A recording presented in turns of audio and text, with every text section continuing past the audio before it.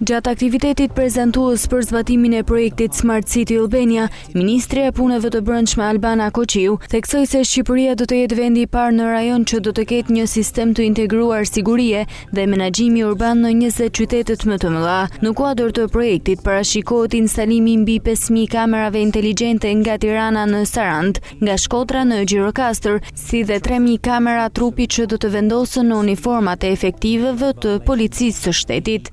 Qyteti inteligjent është një qytet që sheh rrezikun përpara se të ndodhë ngjarja. Është qyteti që parandalon dhe reagon shpejt.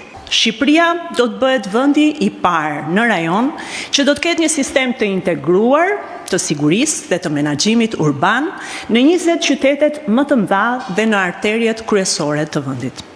Smart City do të lidh kamerat inteligjente, analizën e të dhënave në kohë reale, patrullimin, trafikun, reagimin ndaj emergjencave, duke vendosur theksin tek parandalimi dhe rritja e sigurisë për të gjithë. Prandaj Smart City nuk është thjesht një sistem dhe një projekt transformues.